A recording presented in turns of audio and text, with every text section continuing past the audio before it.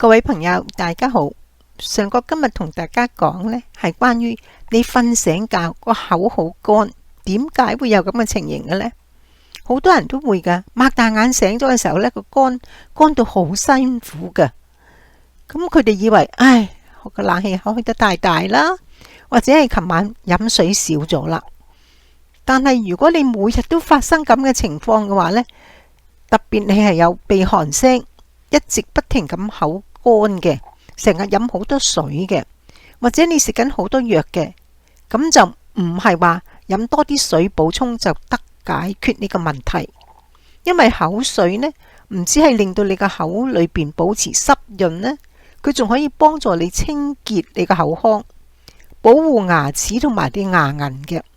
如果你長期口乾呢，係可能增加口臭啦、蛀牙啦、牙齦發炎同埋你個口腔感染嘅風險噶。咁點解我哋會容易有呢啲口乾問題出現呢？有幾個理由嘅。第一就係你瞓覺嘅時候擘開個口嚟到呼吸。如果你有鼻塞啊、鼻敏感啊或者有鼻鼾嘅人呢，你瞓着咗之後好容易用個口嚟到呼吸噶。但係如果同時你又有個鼻鼾聲好大嘅，瞓覺嘅時候你個呼吸會暫停嘅，半夜你又會喘醒嘅，日頭嘅時候你又成日好攰想瞓覺嘅，咁呢，你就要留意是否阻塞性嘅睡眠呼吸中止症啦。我哋簡稱佢睡眠窒息症。咁你就去醫生度檢查噶啦。第二個情況就係嗰啲藥物嘅副作用，你食鼻敏感藥啦，或者局部嘅抗抑鬱藥、血壓藥、利尿藥、膀胱藥同埋某些止痛藥呢，呢啲都可能減少口水嘅分泌。尤其是你同時服用多種藥物嘅人呢，呢啲情況更加明顯嘅。但係你唔好自己停藥噃，最好同醫生商量下點樣去調整啦。第三就係年紀越嚟越長其實呢個年紀大呢，唔一定會直接造成口乾嘅。好多時候係因為年紀大，你要服用嘅藥物越嚟越多，但係你飲水又唔夠噃，或者你同時亦有糖尿病、柏金遜症呢啲慢性嘅病，咁你呢就會越嚟越明顯口乾啦。第四個理由就係你飲水唔足夠，你又食煙又飲酒，日頭你飲水太少啦，你又流汗噃，或者你有發燒又吐瀉，呢啲係可能造成脫水嘅情況。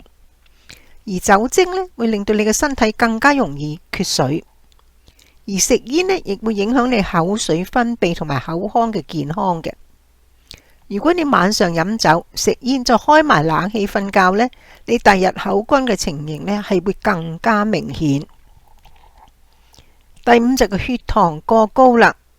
如果你口乾，同時出現有一直口渴、不停飲水、小便多咗、容易攰、體重又無故咁下降呢，咁就唔係話你飲多啲水就可以解決噶啦。最好要檢查你嘅血糖啦。最後就係你嗰個唾液腺即口水腺，或者有其他嘅疾病。如果你除咗口乾，隻眼又長期乾嘅呢，就要留意乾燥綜合症。如果你個頸個頭呢個部分有做過電療，你個神經損傷咗，同埋有柏金遜症呢，亦可能影響你嗰個口水嘅分泌嘅。咁如果我哋係想改善呢個情況，應該點做呢？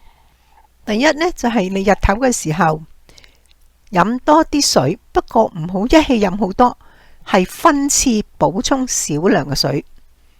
第二呢，就係減少酒精、咖啡因同埋吸煙啦。第三，如果鼻問題呢，就治療你個鼻塞同埋個鼻敏感啦。